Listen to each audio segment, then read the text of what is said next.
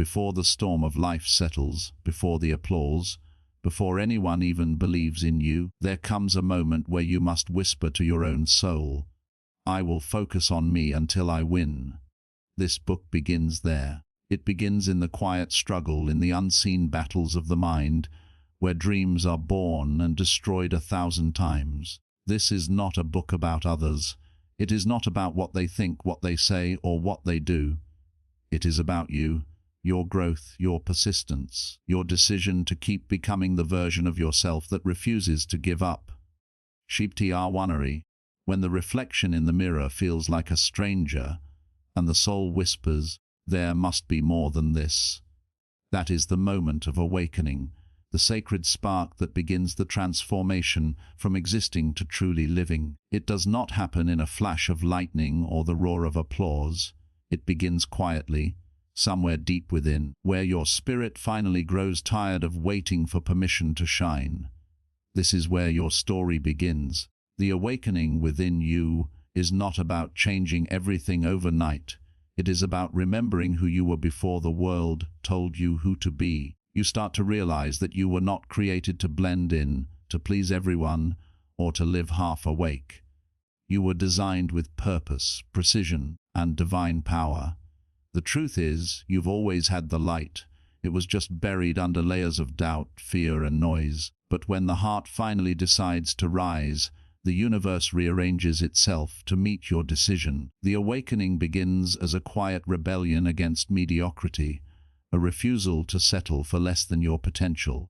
You begin to see how often you've dimmed your own light to make others comfortable. You recognize how you've delayed your dreams waiting for the right time, not realizing that the right time has always been now. Every breath you take is evidence that you still have work to do, a mission to complete, a vision to bring to life. You are not behind, you are being aligned. The delays were divine preparation, shaping your character for the moment when you would finally say, "Enough, it's my time." This awakening is not gentle.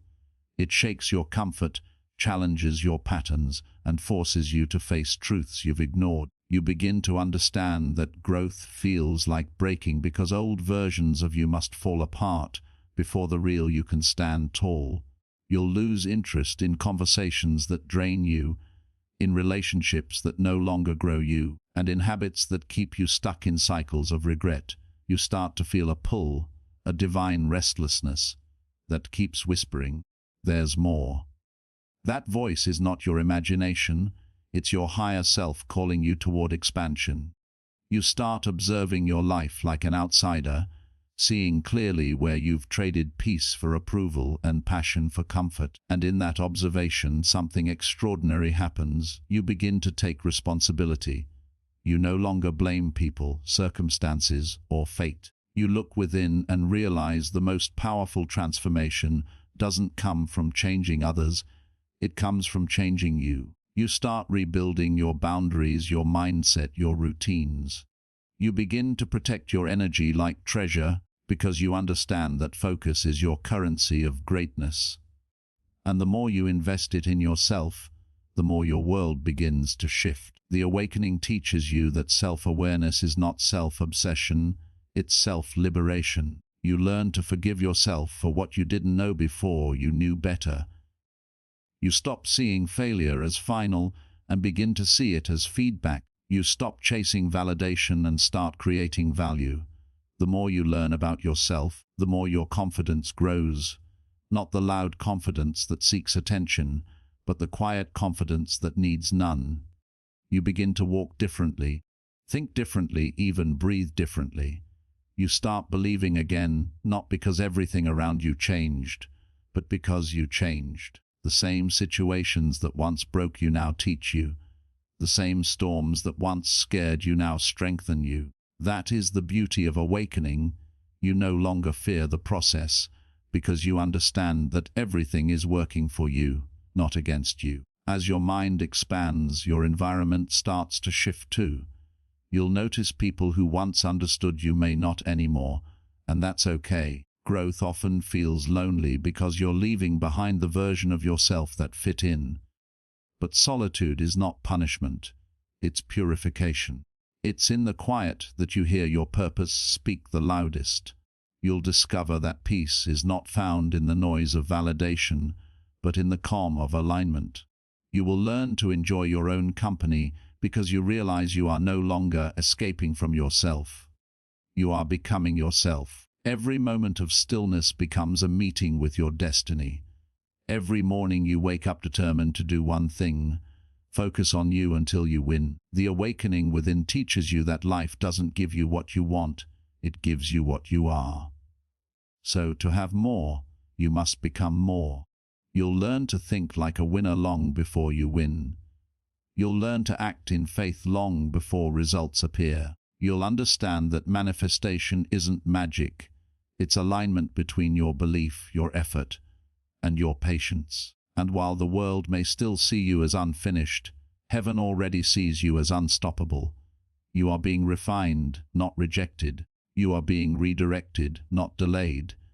The very pressure you feel is proof that something powerful is forming within you. Diamonds are born under pressure, and so are destinies. This chapter is not about external success. It's about internal awakening.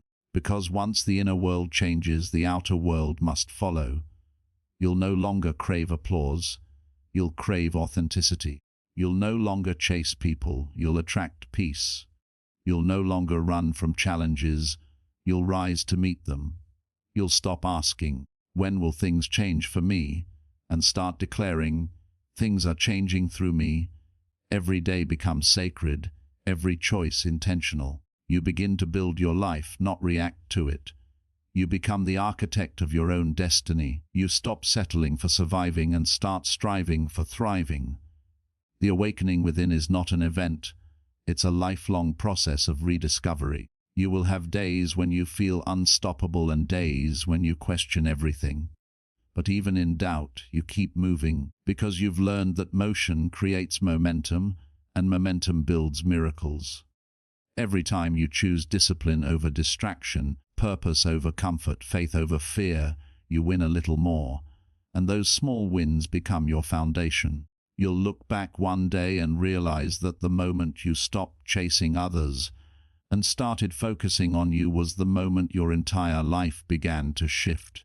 You'll realize that nothing outside of you could ever complete you because the power was within you all along. This is your awakening. This is your rebirth. This is the beginning of your victory story. The world doesn't change when you awaken. The world changes because you do. And from this moment forward, every step you take will be guided by one truth.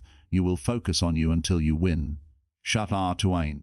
Every dreamer reaches a point where they must face the mirror, not the one that shows the face, but the one that reflects the truth. This mirror reveals not your beauty, not your flaws, but your patterns. The reasons you give yourself for why you haven't yet become who you were meant to be. Excuses are the invisible chains that hold powerful souls in ordinary lives. They are smooth, believable, and comfortable. They sound like logic but live as lies. They whisper things like, I'll start when I have more time, or I'm not ready yet, or maybe it's not meant for me. But deep down, you know those are not truths. They are fears disguised as reasoning. Every excuse builds another wall between you and your destiny, and every time you believe it, you surrender a little more of your potential to comfort. The second chapter of your transformation demands that you shatter that mirror completely. Stop looking for reasons why you can't and start finding reasons why you must. Because the truth is, there is no perfect moment, no ideal condition, no magical alignment of stars that will make your dream easier to pursue. There is only now. There is only the courage to begin. Excuses will convince you that your circumstances define your limits, but your focus will prove that your limits are illusions. You cannot change what you tolerate, and as long as you tolerate excuses, you will never taste the freedom of true progress. Breaking the mirror of excuses begins with brutal honesty. It's not about guilt, it's about responsibility. It's about standing before your reflection and saying, if it's meant to be, it's up to me. That statement is not arrogance, it's awakening. It's the moment you take your power back from blame, from fear, and from waiting. When you accept full responsibility for your life, something extraordinary happens. You realize you've always had the power to change it. The moment you stop pointing outward and start looking inward, you discover how much control you truly possess. Your excuses have always been built from stories about your past, your failures, your fears, your doubts. But stories can be rewritten, and you are the author now. The mirror you've been staring into is not glass, it's mindset. Every excuse cracks the reflection of who you could be, and every act of discipline repairs it. When you say, "I don't have time," the truth is, you're prioritizing something else. When you say, "I'm not ready," what you mean is, "I'm scared."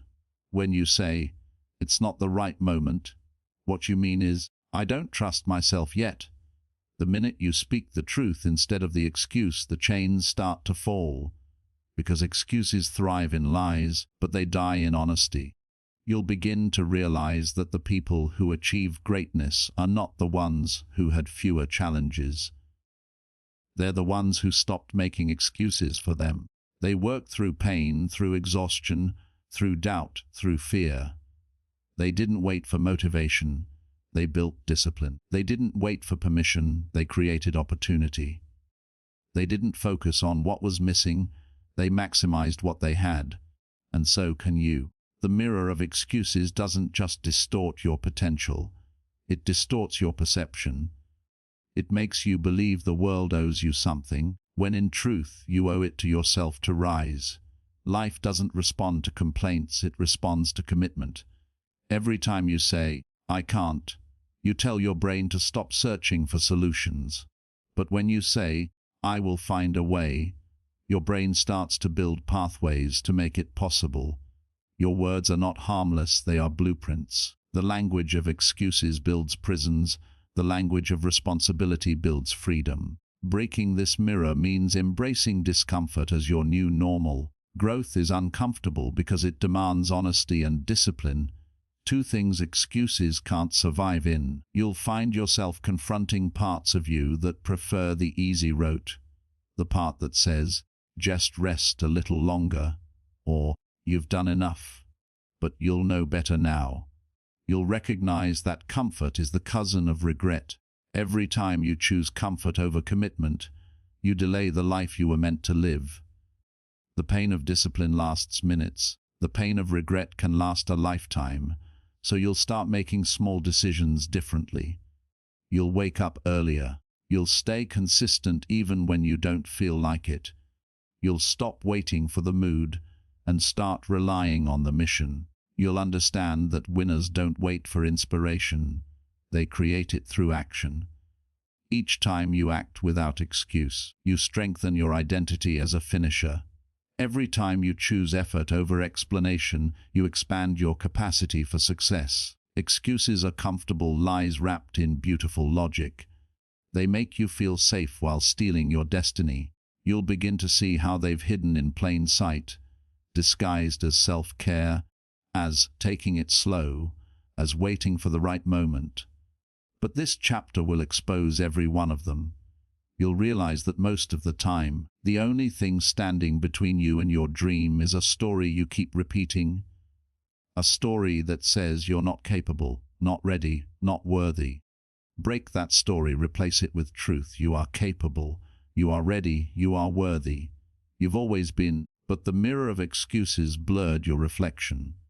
Now you'll start to see yourself clearly, powerful, resilient, destined. You'll also learn that the mind loves comfort because it fears change.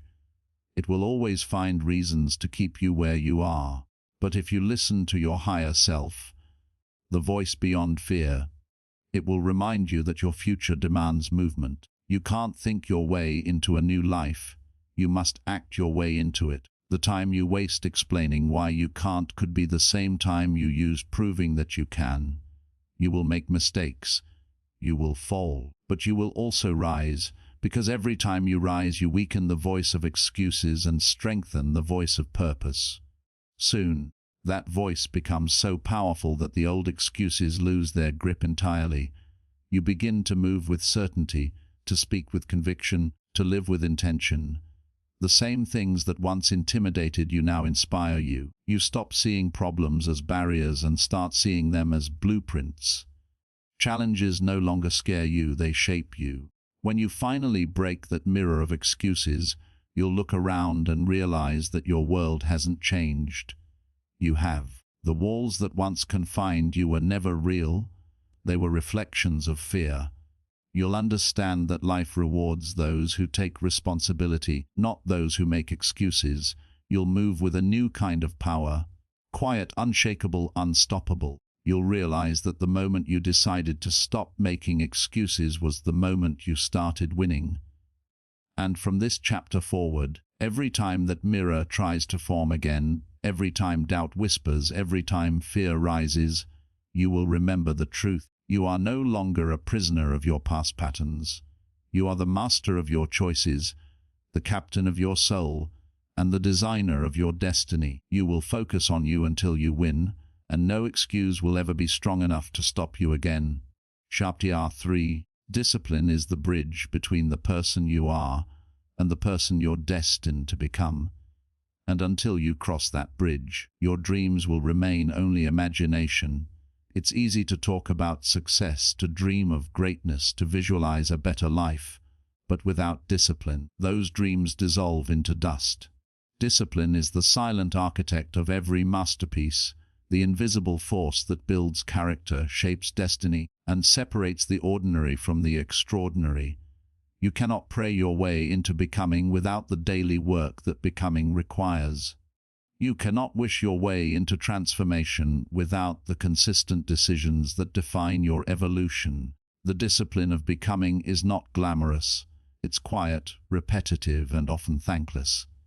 It's the decision to show up when motivation is gone, to keep pushing when results are unseen, and to believe in your process even when progress feels invisible. It's the willingness to sacrifice comfort for growth, the courage to do what's necessary instead of what's easy, and the humility to start small and stay steady. This chapter teaches that discipline is not punishment, it's preparation. It's not restriction, it's refinement. It's how you mold your potential into performance and your dreams into reality. Every great achievement you've ever admired was built upon someone's private discipline long before it became public success. The discipline of becoming begins with structure. Chaos cannot create greatness. When your days lack direction, your destiny drifts into delay. You must take control of your time, because how you spend your hours defines how you live your years. Winners don't waste their mornings scrolling, complaining, or waiting. They build momentum before the world wakes up. They understand that discipline is not about perfection but consistency. It's about choosing progress over comfort, effort over excuse, and purpose over pleasure. Discipline demands that you take yourself seriously, that you honor your commitments even when no one is watching. It's not about external accountability, it's about internal alignment. It's about doing what you said you would do, long after the mood in which you said it has left you. When you live with discipline, you become dependable to yourself, and that is where true confidence begins. You stop waiting for motivation because you realize motivation is seasonal, but discipline is eternal. Motivation may inspire you to start, but discipline ensures you finish, and finishing, not starting, is what changes lives. To master discipline, you must understand resistance. Resistance is the voice that tells you to rest when you should rise, to delay when you should begin, to quit when you're closest to breakthrough. It's the enemy within that disguises fear as fatigue, procrastination as planning, and hesitation as humility. The disciplined soul recognizes resistance as part of the process. It learns to move through it, not negotiate with it. Because if you wait until you feel ready, you'll wait forever. Every act of discipline is an act of defiance against the weakness within. Every time you choose the harder path, you strengthen the muscle of your willpower. And over time, that willpower becomes your identity. You start seeing yourself as someone who follows through, someone who endures, someone who wins. discipline is not about controlling everything, it's about controlling yourself. It's the art of directing your emotions, your habits, and your focus toward what truly matters. It's about saying no to distractions, no to temporary comfort, no to the noise that seeks to pull you away from your purpose. The discipline of becoming is the commitment to improvement, not perfection. It's the patience to repeat small actions daily, knowing they compound into something extraordinary. A writer becomes great not because they wrote one brilliant page, but because they wrote every day, even when the words felt lifeless. An athlete becomes elite not because they trained once with passion, but because they trained every day with purpose. A leader becomes impactful not because they spoke perfectly once, but because they lived their principles consistently. The same truth applies to you. It's not what you do occasionally that defines your future, it's what you do consistently. Discipline doesn't demand huge leaps. It asks for daily steps. One more page, one more rep, one more act of courage. Every small act builds a layer of strength within you until you become unshakable. And once discipline takes root, excellence becomes effortless. But understand this, discipline will test your patience. It will often feel unfair, lonely, and unrewarded. You will sacrifice pleasures others enjoy, and you'll question whether it's worth it. But the disciplined know that sacrifice is the seed of success. You cannot have both comfort and growth, and though discipline costs time and effort, regret costs far more. Regret haunts. Discipline heals. Regret weakens. Discipline strengthens. The pain of discipline is temporary, but the reward of discipline is eternal. When you wake up early, when you stay committed, when you repeat the routine that no one claps for, you are planting the seeds of victory that the world will one day see. Greatness is not achieved in a moment. It is accumulated through moments of silent endurance. Discipline will also change how you see yourself. Every time you keep a promise to yourself, you build self-respect. You stop doubting your abilities because your actions prove your belief. You no longer look for validation because your consistency becomes your confidence.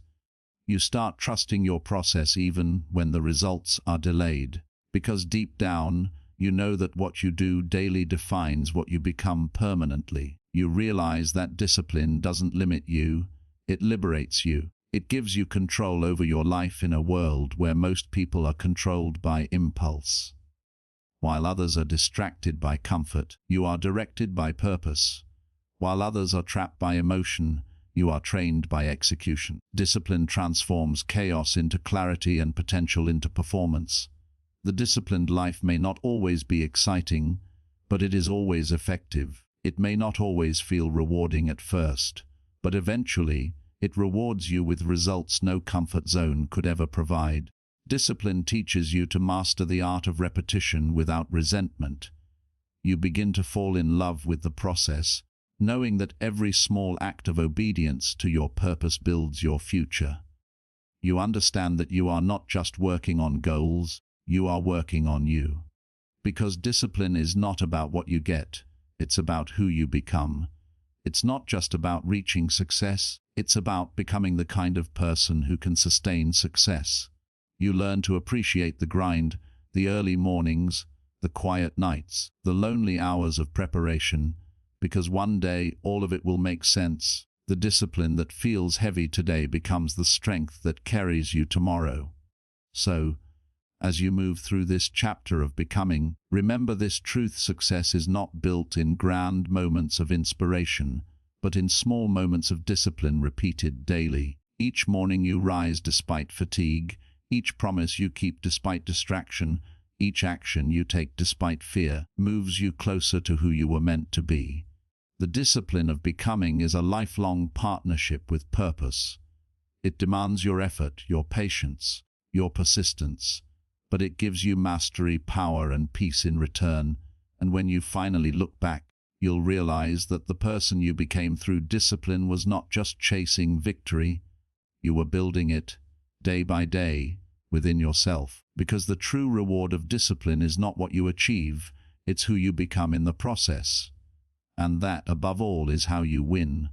Chapter 4. Focus is the currency of creation, the invisible force that turns dreams into reality, the quiet fire that separates the distracted from the destined. It is your most valuable asset, more precious than time, more powerful than talent, and rarer than genius. Because no matter how skilled, intelligent, or gifted you are, if you cannot focus, you cannot finish. Focus is what transforms potential into power. It's what turns scattered effort into sharp impact. The truth is, most people fail not because they lack ambition, but because they waste their attention on what doesn't matter. They spread their energy across too many things, too many people, too many distractions, and then wonder why their progress feels like running in sand. Protecting your focus is not optional. It's essential. It's the foundation upon which greatness is built. Every masterpiece, every revolution, every success story began when someone decided to tune out the noise and tune into their purpose. To protect your focus is to guard the gates of your mind. It's the recognition that what you allow to enter your attention determines the direction of your life. Whatever consumes your focus controls your future. In this world of constant notifications, endless scrolling, and digital noise, focus has become an endangered state. Your attention is the new battlefield, and every app, ad, and distraction is fighting to claim it. If you don't consciously protect it, the world will gladly spend it for you. You'll find yourself busy but not productive, connected but not fulfilled, constantly doing yet never arriving. Focus is the discipline of choosing what matters most and giving it your full presence. It's learning to say no, not out of arrogance, but out of awareness. Because every yes to distraction is a no to destiny. Every hour wasted on meaningless noise is an hour stolen from your purpose. You must treat your focus like gold. Guard it, invest it, and never trade it for cheap entertainment or temporary validation. Focus is the difference between noise and music, between motion and progress, between existing and evolving. To protect it, you must be ruthless with your boundaries and gentle with your mind. Protecting your focus begins with clarity. You cannot focus on what you have not defined. You must know where you are going, why you are going, and what truly matters along the way. Clarity cuts confusion like a sword. When you are clear on your priorities, distractions lose their power. You stop chasing every opportunity because you understand that not every door is meant for you. You learn to distinguish between what is urgent and what is important.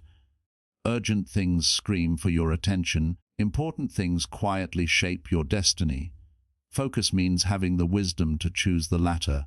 It means knowing that the world may not understand your isolation, your discipline, your refusal to be everywhere and do everything.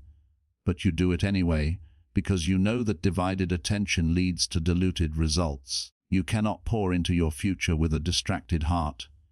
The truth is, focus requires sacrifice. You will have to walk away from certain conversations, habits, and even people. You will be misunderstood, labeled as distant or obsessed. But you must remember that obsession is what excellence looks like to the average mind. When you protect your focus, you are not being selfish, you are being strategic.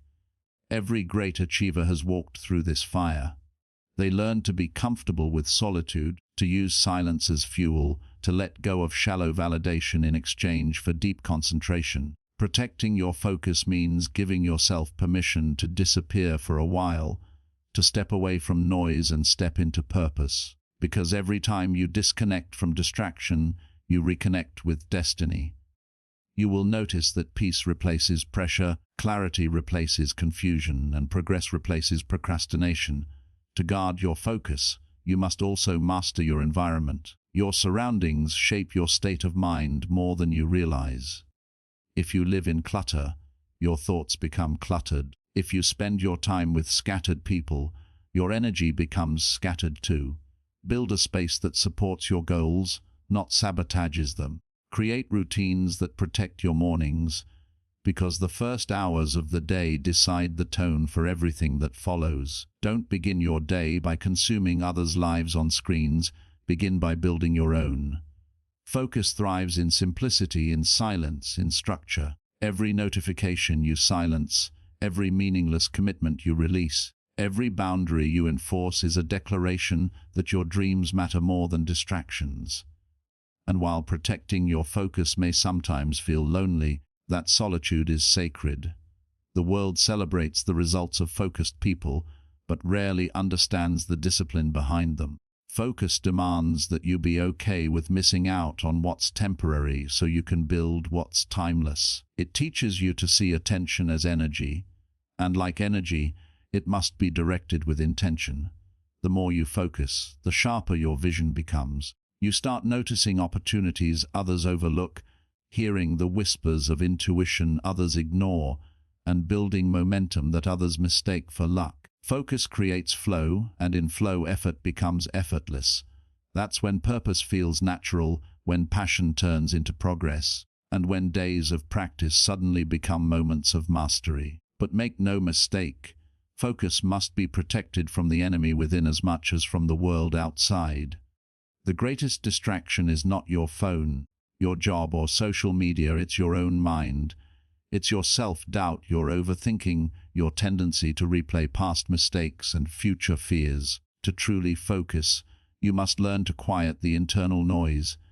You must train your mind to stay in the present moment, to give full attention to what's in front of you instead of what's behind or ahead. Meditation, journaling, and reflection aren't luxury habits. They're tools of mental clarity. Because when your inner world is calm, your outer world follows. Protecting your focus also means being intentional with your energy. Not every battle deserves your reaction. Not every opinion deserves your response. Some distractions wear the mask of importance, but they exist only to drain your power. Learn the art of selective attention. Choose your thoughts the way you choose your friends, with wisdom and purpose. If a thought doesn't serve your vision, don't entertain it. If a conversation doesn't elevate your mind, don't engage in it. If an environment drains your peace, don't remain in it. You must be ruthless in protecting what fuels your fire, because the cost of distraction is destiny delayed. As you master this art, you'll notice something profound. Life begins to slow down. Even as your progress speeds up, the noise fades, the path clears, and everything starts making sense. You'll realize that focus is not about doing more. It's about doing what matters most, fully and consistently. You'll learn to finish what you start, to keep your promises to yourself, to maintain direction even when the road feels endless. And in that process, you will unlock a power few ever discover. The ability to stay centered in a chaotic world, because true focus isn't just about attention, it's about alignment. When your heart, mind, and actions move in one direction, you become unstoppable. So protect your focus like gold, because it is gold. Every distraction resisted is a deposit into your destiny. Every moment of clarity is a step toward your calling. Every day you choose purpose over noise. You sharpen your edge, strengthen your vision, and multiply your results. Focus is how you rise above mediocrity. It's how you transform your life from scattered effort to meaningful progress. It's how you take control of your story, your success, and your soul.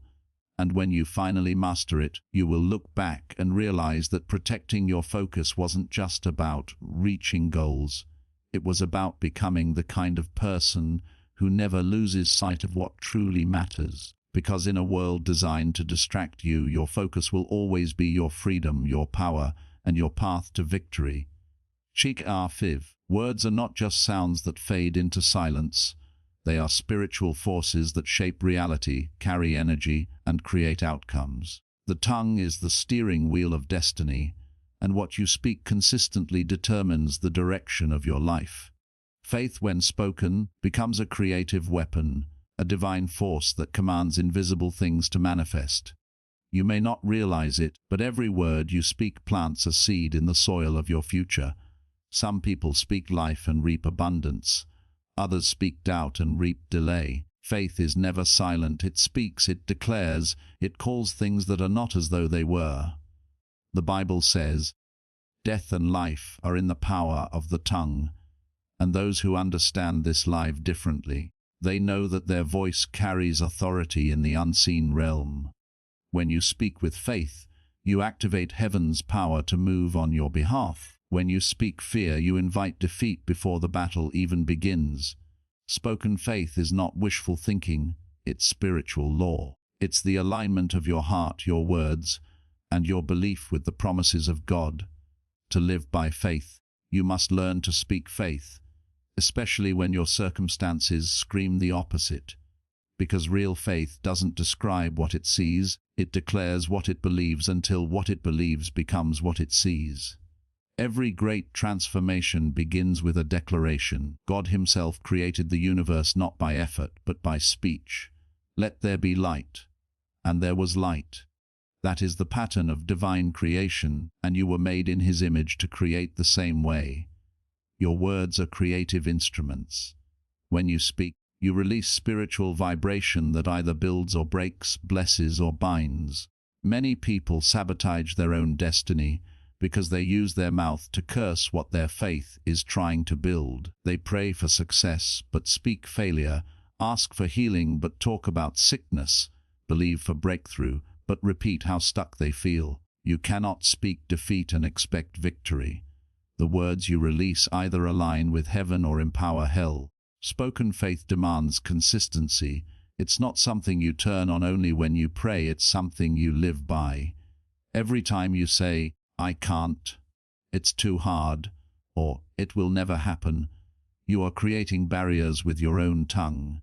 But when you speak life, when you say, "God is making a way," "My future is secure," "I am walking into abundance," heaven begins to arrange circumstances to honor your confession. Your life eventually catches up to the level of your declaration. Faith-filled speech requires courage, because it often means speaking victory in the middle of defeat. It's easy to praise when the bills are paid, the doors are open, and life is smooth. But spoken faith shines brightest in darkness.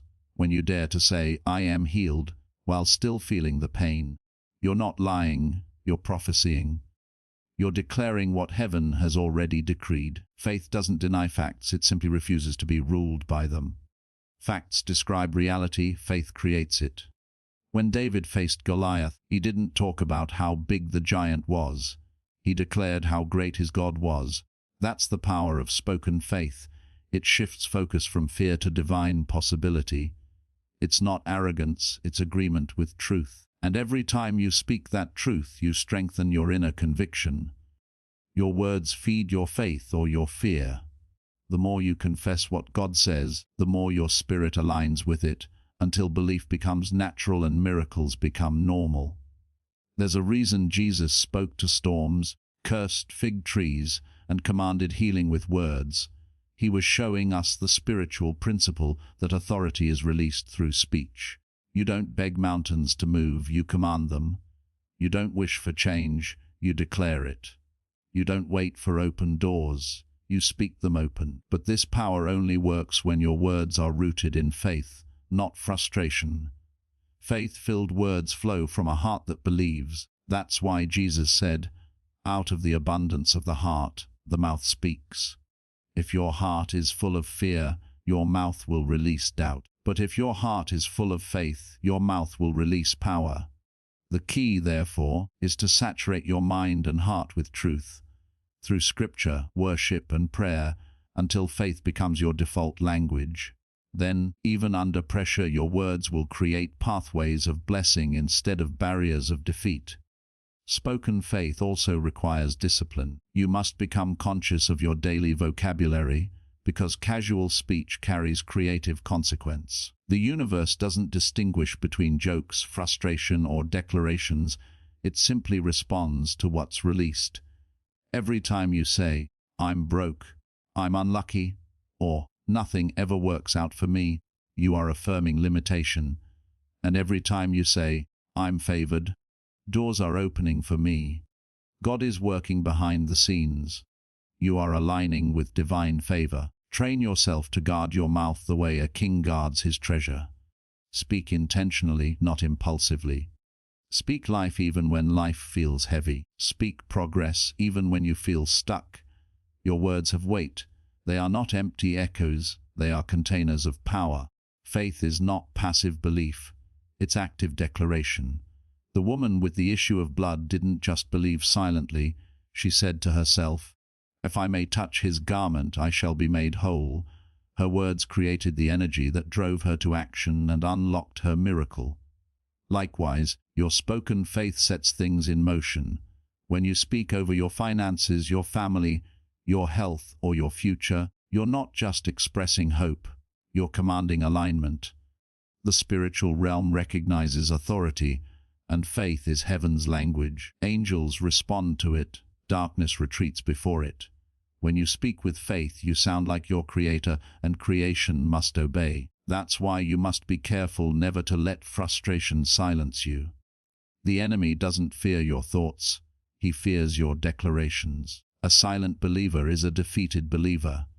But when you open your mouth with conviction, you activate spiritual movement. It's not enough to speak once. You must speak until you see. Faith grows with repetition. Just as seeds take time to sprout, your words take time to manifest.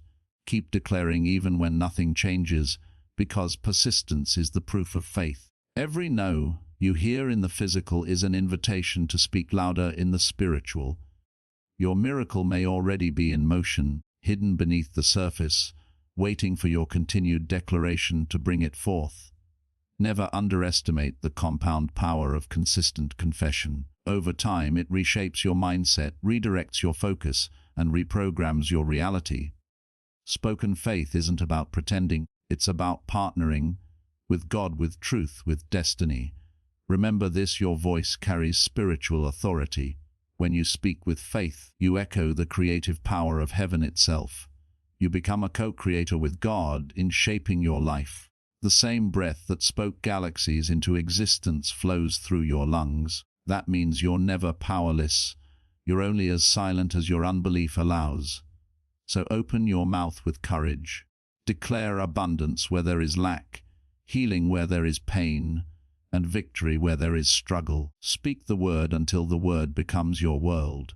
Because faith unspoken is faith unactivated, and destiny delayed is often just faith unsaid. Every miracle begins with a word, and every breakthrough begins with a voice that dares to declare it. Speak boldly, consistently, and with conviction. Because your words are writing the next chapter of your life, and the power of spoken faith will always turn what's invisible into what's inevitable. CER6 discipline is the silent architect behind every great achievement, the invisible force that turns ordinary people into extraordinary success stories. It is not born from motivation, which comes and goes like the wind, but from a decision to remain committed long after the feeling of excitement has faded. Discipline is doing what needs to be done, even when you don't feel like doing it. It is the difference between intention and manifestation, between potential and performance, between dreaming and doing. The art of unwavering discipline is not glamorous. It's built in quiet mornings when no one is watching, in sacrifices made when others are resting, in choices that align with vision rather than emotion. Every champion you admire, every success story you celebrate, is written in the ink of consistency. Talent may get you noticed, but discipline keeps you relevant. Vision may inspire you, but discipline fulfills it. You cannot pray for success and live a life of laziness. You cannot desire greatness and despise routine. The truth is, discipline is love in action. The love you have for your future expressed through the sacrifices you make today. Unwavering discipline begins with clarity. You cannot discipline yourself toward confusion. You must know what you want, why you want it, and who you need to become to achieve it. Many people fail not because they lack ability, but because they lack focus. They chase everything and commit to nothing. Discipline demands direction. When your purpose is clear, your effort becomes intentional. Every morning you wake up not driven by impulse, but guided by purpose. You begin to prioritize progress over pleasure, consistency over convenience, and growth over comfort. You learn that success is not a single leap. It's a series of small, deliberate steps taken daily. Discipline transforms time from something you waste into something you invest. It teaches you that greatness is not achieved in a day, but through daily devotion. The disciplined person is not ruled by emotions, they are ruled by principles. Feelings fluctuate, but principles remain. You won't always feel inspired, confident, or excited, but discipline will carry you through those dry seasons when motivation dies. It becomes your anchor when everything else feels uncertain. There will be days when quitting feels easier, when your effort seems unnoticed, when progress feels slow. But discipline whispers, keep going. It reminds you that success is not instant, it's cumulative. Each small act of obedience compounds over time until breakthrough becomes inevitable. The world celebrates results, but heaven celebrates consistency. Every day you choose discipline, you prove to yourself that you are serious about your destiny. True discipline also requires mastery of the mind. You must learn to silence the inner voice that seeks comfort and convenience.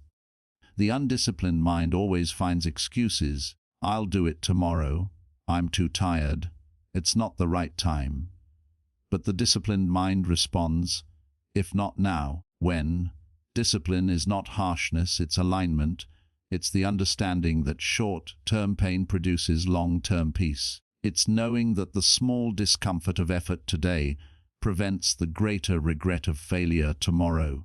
The disciplined individual does not wait for perfect conditions.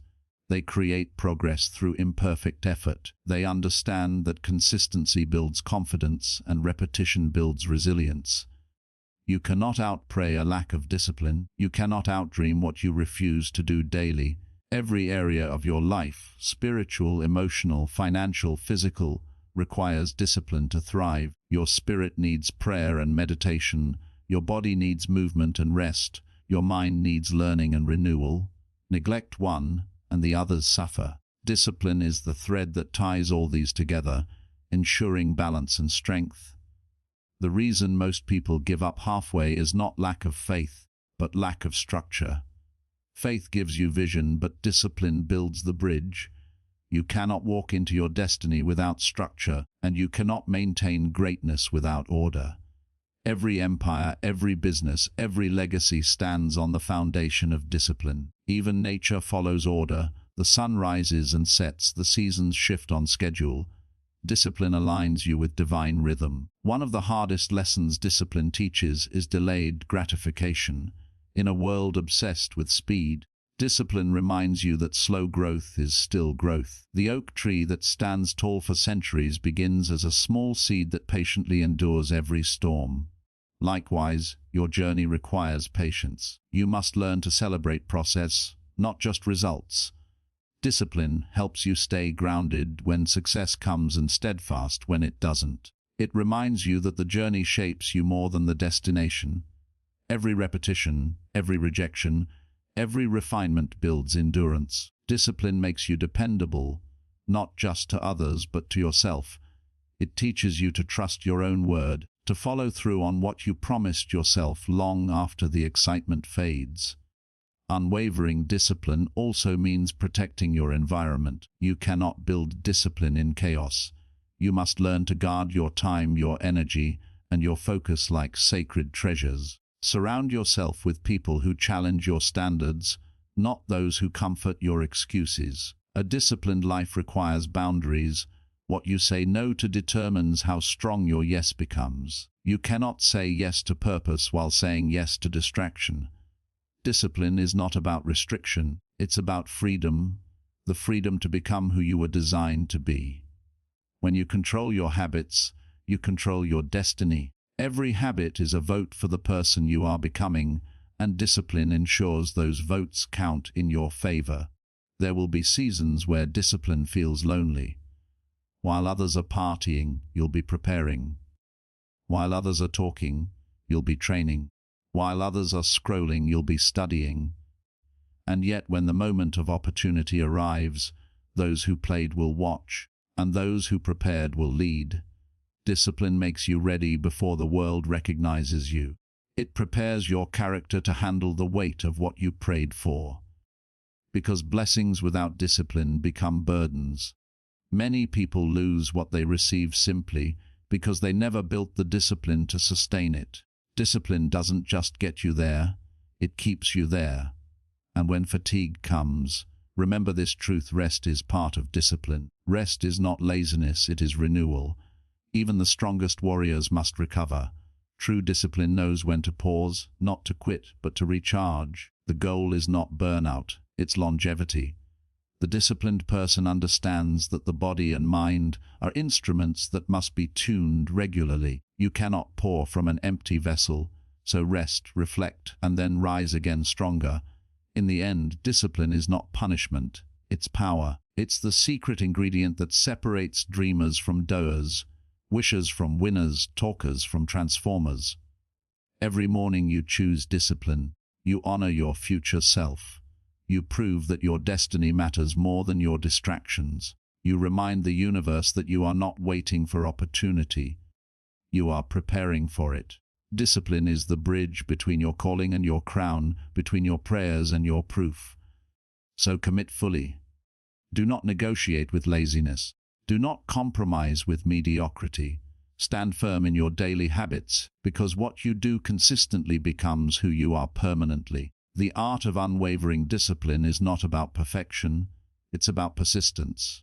And when you master it, you will find that success is no longer a distant dream, but the natural result of a life aligned with purpose. Chapter 7. Growth rarely announces itself. It doesn't always come with applause, recognition, or visible change. Often, it happens in silence, beneath the surface, in the spaces where no one is watching.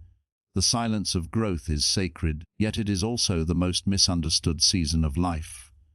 Many mistake it for stagnation, thinking that nothing is happening because nothing is visible. But the truth is, the greatest transformations take place in the unseen. Seeds grow roots before they sprout leaves, and so must you. The silence of growth is where your roots deepen, your strength matures, and your character solidifies.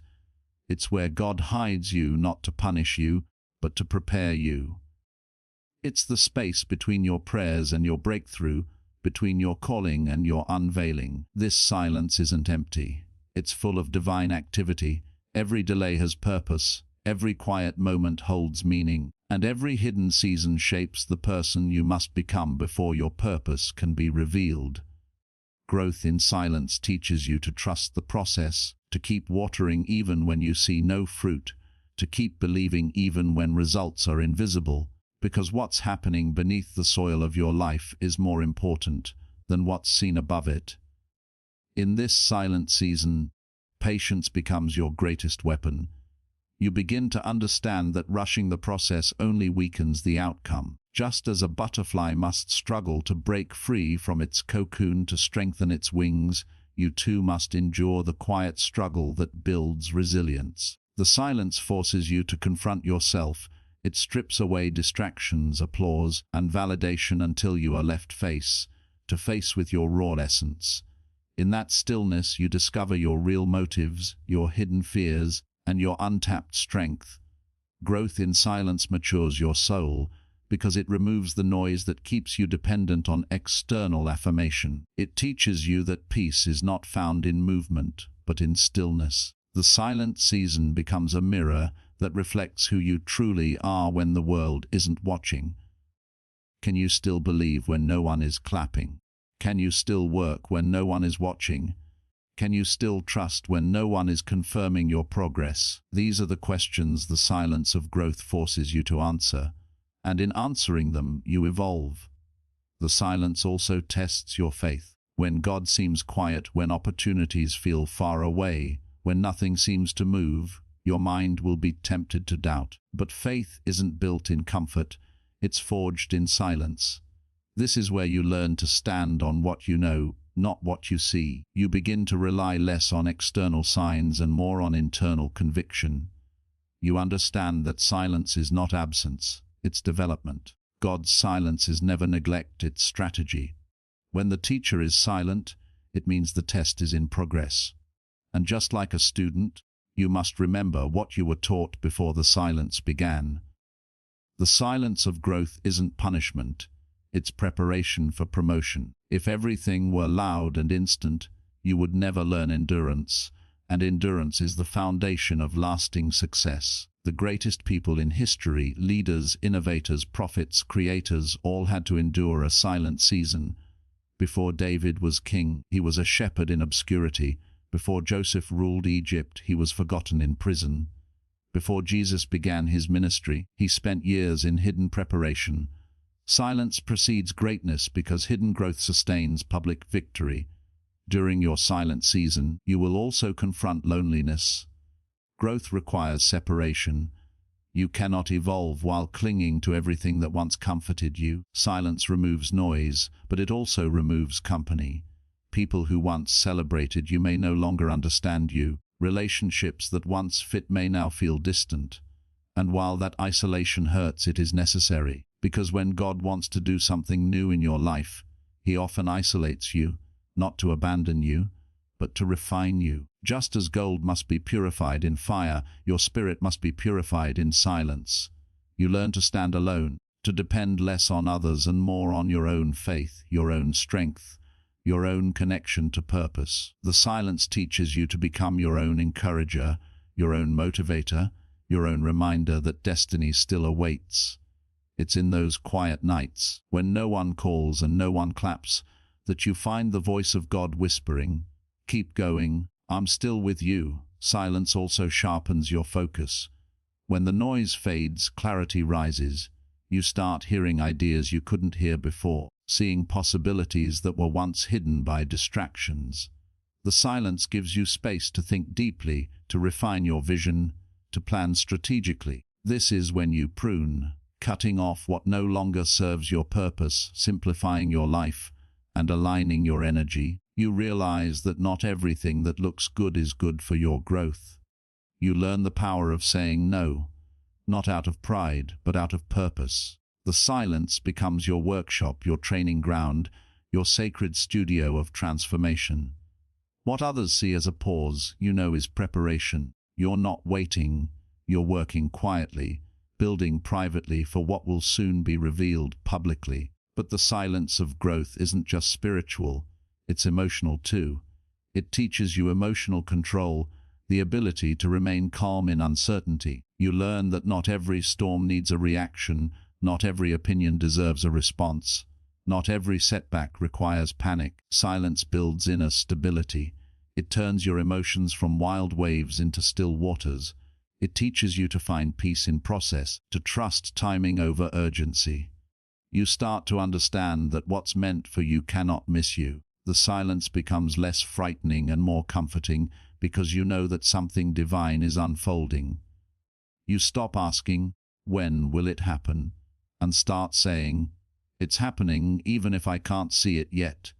As you mature through silence, gratitude begins to replace frustration. You start thanking God not just for blessings but for the waiting, for the pruning, for the isolation. You realize that the silence protected you from distractions that would have destroyed your focus, from opportunities that weren't aligned with your destiny.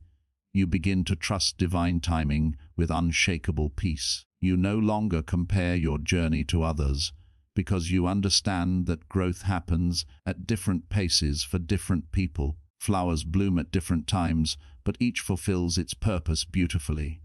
Your silent growth season is not a delay, it's a divine design. And then one day, without warning, the silence breaks. Doors begin to open, opportunities start to align, and everything you've been working on in private begins to bear fruit in public.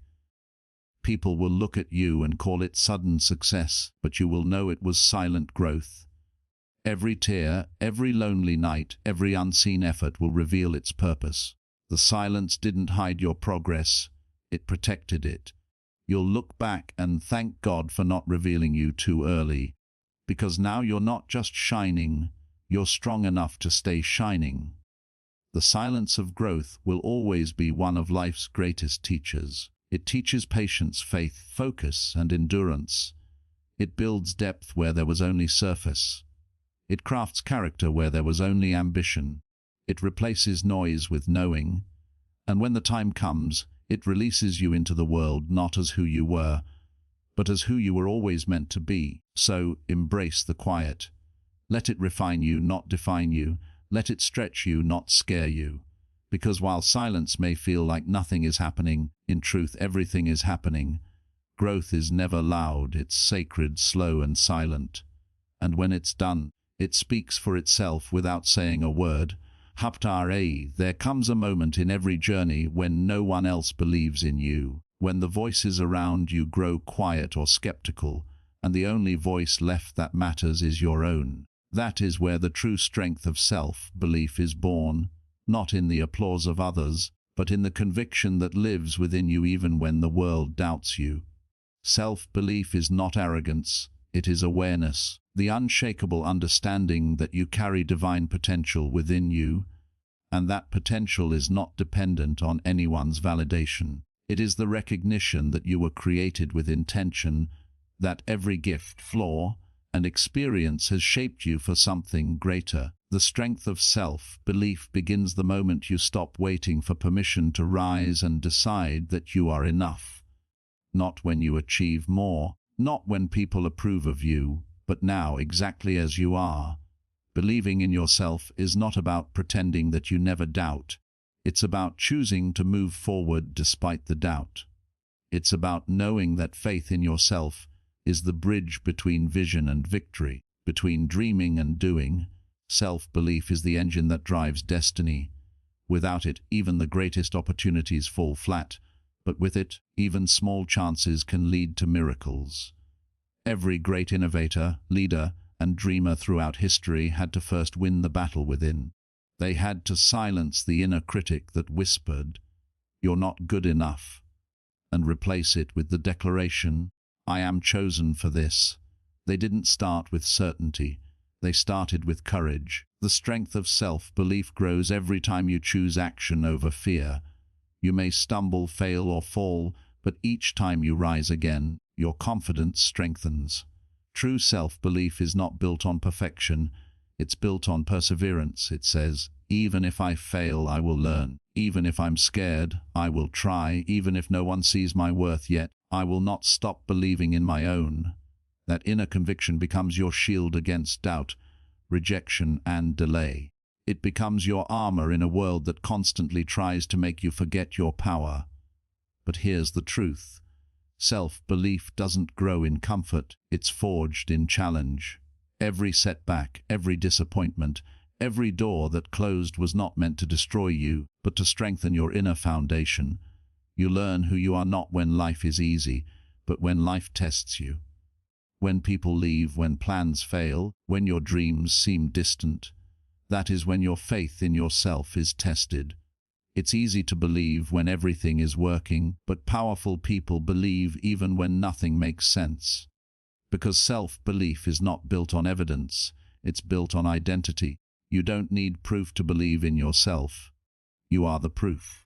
The fact that you've survived everything meant to break you is evidence that there is something unstoppable within you. The storms you've endured didn't come to weaken your confidence. They came to show you that you are stronger than you imagined. Self-belief requires you to rewrite your inner dialogue. For too long, many people have spoken against themselves, repeating the words of their fears instead of the truth of their potential. They say, "I can't. I'm not ready. I'm not like them." But the moment you begin to change that internal conversation, your reality begins to shift. The words you speak to yourself become the foundation of your future. Tell yourself, "I am capable, I am worthy, I am chosen, I am enough." Say it until your mind believes it and your actions reflect it. You must become your own encourager, your own motivator, your own reminder that greatness lives within you. Because waiting for others to validate you is the fastest way to remain stuck. The world responds to how you see yourself. When you walk with self-belief, people feel it. It's in your tone, your posture, your presence. Confidence is not loud, it's steady. It doesn't demand attention, it commands respect. The strength of self-belief is also about self-trust. You must learn to trust your instincts, your judgment, your process. The more you listen to your intuition, the more accurate it becomes. Too often, people silence their inner voice out of fear of being wrong, but that voice is your spiritual compass. It knows when to move, when to wait, when to say yes and when to walk away. Trusting yourself doesn't mean you'll never make mistakes.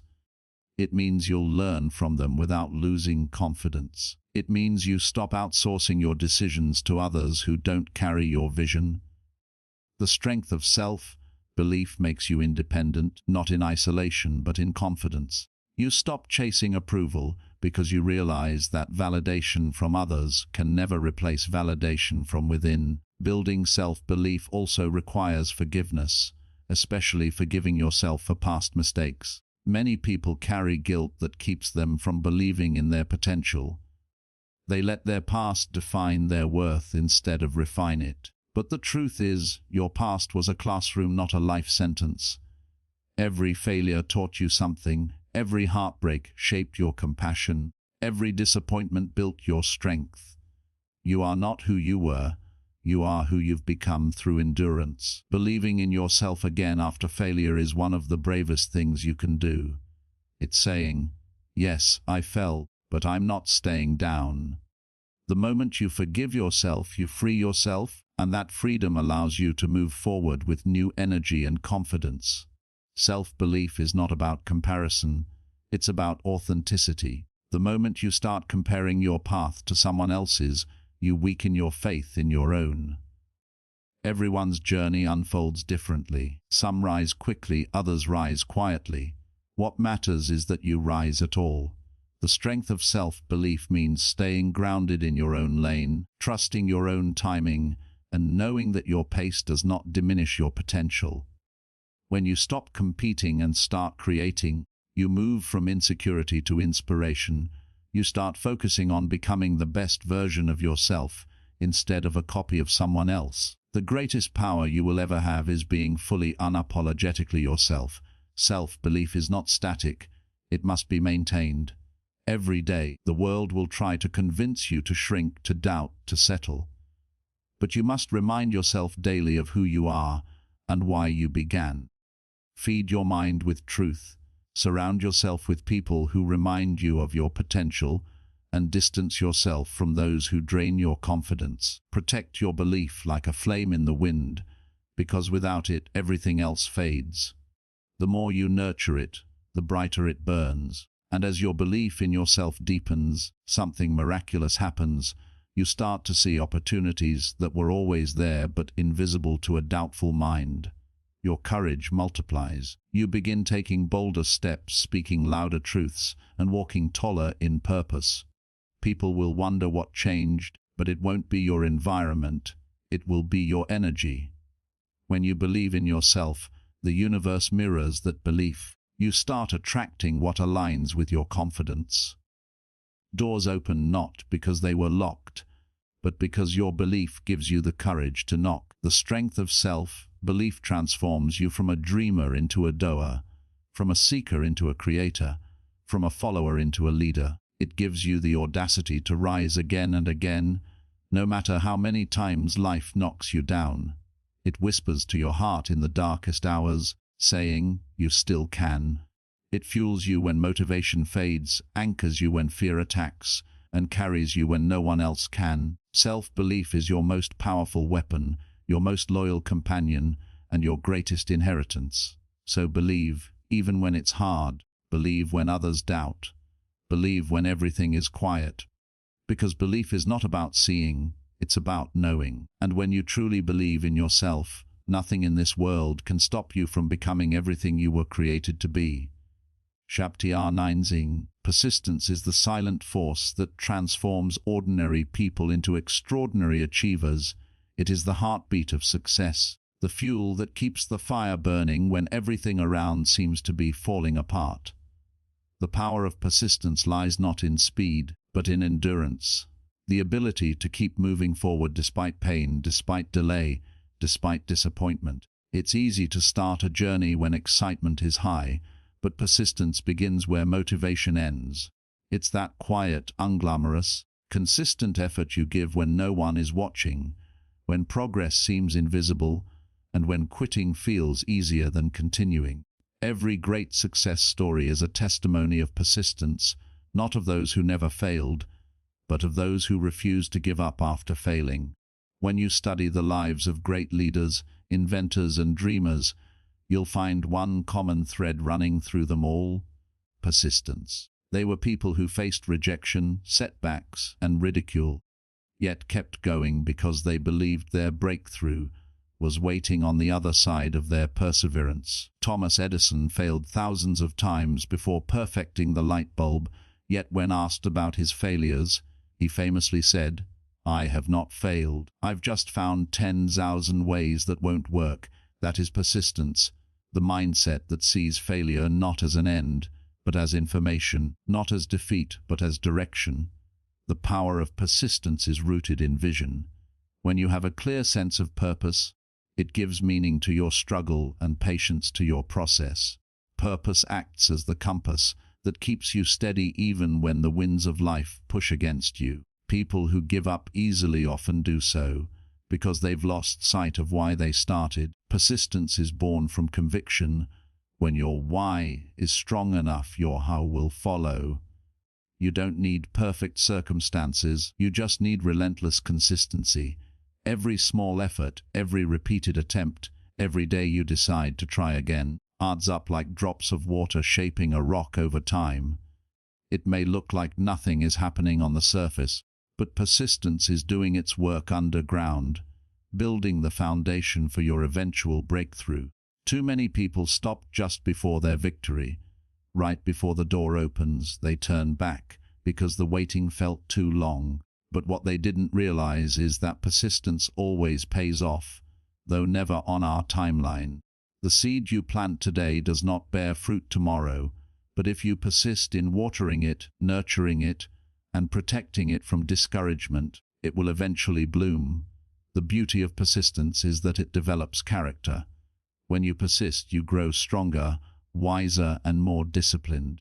You begin to trust yourself more because you've proven that you can withstand hardship and keep moving. Every time you choose persistence over surrender, you build mental and spiritual muscles. You become more resilient to fear, more resistant to doubt. Life's challenges no longer intimidate you, they motivate you. You start to understand that the journey itself is the training ground for your destiny. The obstacles you face are not there to block your path, they are part of it. Persistence teaches you patience, humility, and endurance. 3 qualities every great soul must master. It turns pain into wisdom and waiting into preparation. Without persistence, talent is wasted, potential remains buried, dreams stay dreams. The difference between those who achieve and those who only wish lies not in ability, but in persistence. Persistence also requires faith. Faith that your effort is not in vain, that what you're doing matters even when results are unseen. Sometimes, persistence means believing in something that no one else can see. It's walking by faith, not by sight. You may not have evidence today, but faith tells you that tomorrow will justify your endurance. When you persist through long seasons of silence, you are proving that you trust God's timing more than your emotions. Persistence in faith is what makes miracles possible. Think about it. Every time you pray and don't see immediate results, but keep praying anyway, you're demonstrating persistence. Every time you work toward your dream, even when the world tells you to quit, you're proving that you believe in divine promises more than temporary pain. The persistent heart says, "I may not be there yet, but I am on my way." But let's be honest, persistence is not easy. It means choosing to get up when you're exhausted, to keep going when you're uncertain, to stay faithful when the outcome is unknown. The temptation to quit will always appear stronger when you are closest to your breakthrough. Life has a way of testing your endurance just before rewarding your persistence. That's why you must guard your heart from discouragement. Surround yourself with people who push you forward, not those who feed your doubt. Encourage yourself daily. Remind your soul why you started and what you're fighting for. Celebrate small victories along the way, because each one is proof that you're moving forward. Remember, slow progress is still progress.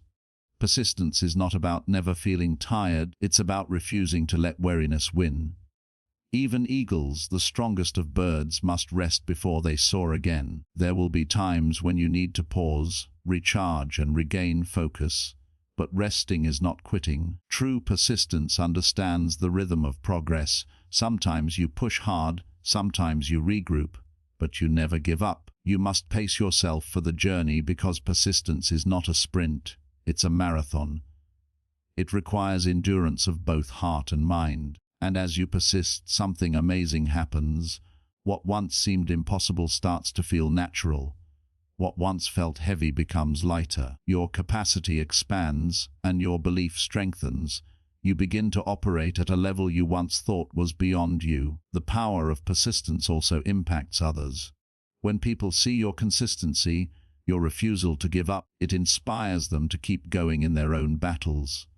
You become a living testimony that perseverance pays. Your life becomes proof that patience, faith, and endurance can turn dreams into reality. The world respects results, but it's persistence that produces them. No one remembers those who started, they remember those who finished. So, no matter how many times you fall, rise one more time. Because persistence doesn't demand perfection, it demands continuation. In truth, persistence is a spiritual principle. Even God honors persistence. The Bible is full of stories of people who refused to let go until they were blessed. Jacob wrestled with the angel until dawn, refusing to quit until he received his blessing. That's the kind of persistence that moves heaven.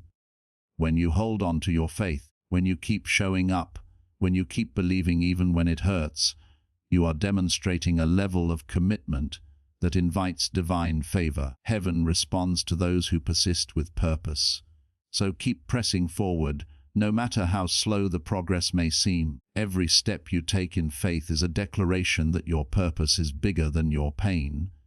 Every time you rise after falling, you are proving to yourself that you were made to endure. The road may be long, the nights may be hard, and the rewards may come late, but they will come. Because persistence always leads to promise. Do not quit before your miracle unfolds. Do not stop sowing because the soil looks dry. The harvest belongs to those who endure. The power of persistence is not about instant gratification. It's about lasting transformation. Keep pushing, keep believing, keep working, and one day you'll look back and realize that every tear, every trial, and every test was worth it. For persistence is the path from struggle to strength, from waiting to winning, from dreaming to destiny. Chapter 10. Self-discipline is the bridge between goals and accomplishment, the invisible thread that ties dreams to reality, and the quiet architect behind every life of excellence. It is the ability to command yourself, to act not according to moods or emotions, but according to purpose and principle. The art of self-discipline is not about deprivation, it's about direction. It's about mastering your impulses so your destiny can take shape. You cannot control everything around you, but you can control yourself, and that control changes everything. Success does not belong to the most talented, the most educated, or even the most inspired. It belongs to those who can stay consistent when motivation fades. Self-discipline is doing what needs to be done even when you don't feel like doing it. It's the quiet force that wakes you up early, keeps you focused when distractions call, and helps you say no to comfort so you can say yes to greatness. It's the internal governance that keeps your life in order when external chaos surrounds you. Without discipline, even the strongest dreams collapse under the weight of procrastination and inconsistency. Every great athlete, every visionary leader, every successful person you admire mastered one thing before all others: self-control. Because if you cannot lead yourself, you cannot lead your life. Self-discipline begins in the mind. It starts with a decision, a firm, unshakable choice to take responsibility for your actions, your time, and your energy. Most people live as prisoners of impulse, reacting to emotions instead of directing them. But when you learn to discipline your mind, you begin to harness the power of focus. You understand that thoughts create habits, habits create behavior, and behavior creates destiny. Every time you choose discipline over distraction, you strengthen the muscles of mastery. It's not about being perfect every day. It's about being committed every day. Discipline doesn't demand that you never fall. It demands that you never stop rising. Over time, disciplined actions compound like interest, turning small efforts into great rewards. The one who learns to delay gratification today positions themselves for abundance tomorrow. That's why the disciplined person often walks silently in preparation, while the undisciplined one shouts in desire. And when the time of harvest comes, the difference speaks for itself. Self-discipline is not built overnight. It's cultivated through daily decisions. It's forged in small moments, choosing to read instead of scroll, to train instead of sleep, to pray instead of panic. Each choice strengthens your control over yourself. You must learn to treat discipline like a lifestyle, not a punishment. When you make discipline your habit, it becomes easier to do the hard things because they are simply part of who you are. The undisciplined person lives by feelings. The disciplined person lives by values. The moment you stop letting emotions dictate your direction, you begin to rise above average. Emotions are fleeting, but principles are stable. Self-discipline aligns you with purpose even when feelings fluctuate. It allows you to keep moving forward even when excitement is gone, because discipline is rooted in commitment, not comfort. There will be days when your mind tells you to quit, to rest when you haven't earned it, to settle when you could stretch, to accept mediocrity because excellence feels exhausting. Those are the moments when discipline must speak louder than doubt. You must remind yourself that your future deserves more respect than your mood. The truth is, discipline is not enjoyable at first. It often feels restrictive. But freedom is born from that very restriction. The person without discipline may appear free in the moment, but they eventually become a slave to regret. The disciplined person, on the other hand, endures short-term sacrifice for long-term satisfaction. They understand that real freedom is not the absence of boundaries, but the mastery of self within them. Discipline teaches you to delay comfort so you can build capacity. It transforms your "I can't" into "I will." It takes the dream in your mind and gives it structure, direction, and endurance. Without discipline, dreams are just fantasies that fade with time. The art of self-discipline also requires awareness. You must know your weaknesses as well as your strengths. Discipline begins with honesty, the courage to admit what distracts you, what tempts you, and what derails your focus. When you know your vulnerabilities, you can design habits that protect your purpose. If you know that social media wastes your time, discipline means setting limits. If you know your mornings determine your mood, discipline means structuring them wisely. Discipline is not about perfection, it's about preparation. It's about designing an environment that supports your success. Remove temptations, create routines, and set standards for yourself that reflect your goals. Discipline is not something you do once, it's something you become. It must be part of your identity, not just your intention. You can't hope to live a disciplined life if you still identify as someone who gives in easily. Speak differently about yourself. Say, "I am disciplined," until your actions agree with your words. Because words shape mindset, and mindset shapes life. Self-discipline is also spiritual. It's not just about productivity or performance, it's about purpose. It's choosing alignment over indulgence. It's saying no to distractions not because they're bad, but because they're beneath your destiny. When you discipline your flesh, you elevate your spirit. You begin to hear divine direction more clearly because noise no longer rules your heart. In Scripture, even Jesus demonstrated discipline. He fasted, he prayed, he withdrew from crowds to seek strength. Discipline connects you to divine order. It's a spiritual form of obedience. The more you master yourself, the more God can trust you with greater responsibility. Because God never blesses chaos, He blesses order, and order comes from discipline. You cannot ask for more if you cannot manage what you already have. Discipline is divine stewardship. It's managing your time, your gifts, your body, and your mind with intention and integrity. Self-discipline also determines your reputation. The world respects those who control themselves, who show up when they say they will, who follow through on commitments, who deliver even when no one is watching. Your consistency builds credibility. People trust disciplined individuals because discipline reflects reliability, and reliability builds influence. The undisciplined person may shine briefly, but they burn out quickly. Discipline sustains success. It makes excellence repeatable. It's the difference between one-time greatness and lasting legacy. But to master discipline, you must also learn balance.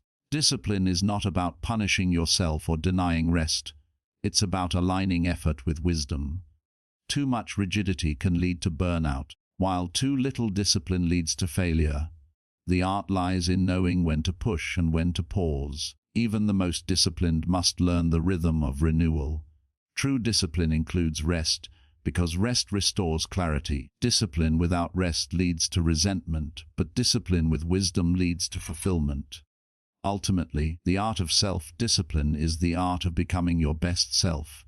It's not about perfection, it's about progress.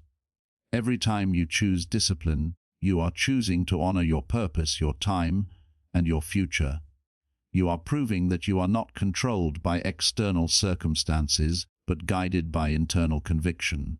The world may celebrate talent, but heaven honors discipline, because discipline is faith in motion. It says, I trust the process even when results are not yet visible. So build your habits like walls around your dreams. Wake up with purpose, work with focus, rest with gratitude, and repeat with consistency. One day, you'll look back and realize that discipline was not a burden, it was your liberation. It was the quiet strength that carried you from who you were to who you were destined to become. Sapta 11 Time is the most precious currency you will ever possess. It is the only resource that once spent can never be replenished, replaced, or recycled. Every second you live is a transaction of life. You are trading moments of existence for actions, relationships, and pursuits that may or may not yield eternal value. The value of time lies not merely in how long you live, but in how wisely you invest each moment you are given. The tragedy of life is not that it ends too soon, but that we often wait too long to begin truly living. Many people live as though time is infinite, as though tomorrow is guaranteed, but time is the most fragile and fleeting gift. Every sunrise is a reminder that you have been given another 24-hour treasure chest, not to waste, but to use purposefully. The secret of successful people is not that they have more time than others. It's that they respect it, prioritize it, and protect it fiercely. The poor, the rich, the wise, and the foolish all receive the same 24 hours each day. The difference lies in how they use them. Time does not discriminate, but it does reveal. It reveals who is serious about their future and who is not, who honors their purpose and who neglects it. Time is the great equalizer, but also the great separator, dividing those who manage it wisely from those who let it slip away unnoticed. Understanding the value of time begins with understanding that your life is measured not in years, but in moments. Every moment you spend has a cost. When you say yes to one thing, you are saying no to something else. The problem with most people is not that they lack time, but that they misuse it. We spend hours on what entertains us and minutes on what educates us. We chase comfort and neglect purpose. We prioritize distractions and postpone destiny. Time wasted today becomes regret tomorrow. The wise do not just manage time, they master it. They live by schedule, by clarity, by focus. They know that procrastination is the silent thief of destiny. It disguises itself as rest, as waiting for the right moment. But what it truly does is drain the precious fuel of opportunity. Every minute you delay your dreams, someone else is living theirs. You cannot afford to treat time casually because time doesn't pause for confusion or laziness. It keeps moving whether you do or not. The clock will not stop to let you catch up. It is relentless, marching forward, reminding you that every tick is a heartbeat closer to eternity. That is why discipline and time are inseparable. You cannot be productive without respecting both. When you begin to value time, your perspective on life changes completely. You stop living reactively and start living intentionally. You start asking yourself, is this worth my time? Does this align with my purpose? Does this bring me closer to who I want to become? Time is the mirror that reflects your priorities. How you spend it reveals what you truly value. You can tell a person's future simply by observing how they use their hours today. If they fill their days with growth, learning, and meaningful action, success will inevitably follow. But if their days are consumed with gossip, distraction, and idleness, failure is already forming. You cannot rise higher than your habits, and habits are built by how you use time. Each hour is a building block of destiny. Waste enough of them, and the foundation of your future crumbles. The value of time is also spiritual. Every moment is a gift from God, entrusted to you for stewardship. You were not given time to waste it. You were given time to fulfill a purpose. When you misuse time, you are not just delaying your progress, you are dishonoring the gift of existence. The Bible reminds us to number our days, that we may gain a heart of wisdom. To number your days means to live with awareness that time is limited. It means refusing to let life happen by accident. It means aligning your days with divine purpose so that every second counts. God has hidden opportunities within the framework of time, but only the vigilant can recognize them. To the lazy, time seems abundant. To the wise, it is precious. That's why the enemy of purpose often uses distraction, not destruction. If he can't stop you, he'll simply waste your time. To value time is to value boundaries. You must learn to say no. No to meaningless conversations, no to draining relationships, no to endless scrolling, no to procrastination disguised as research, and no to anything that pulls you away from growth. Protect your focus like your life depends on it, because it does.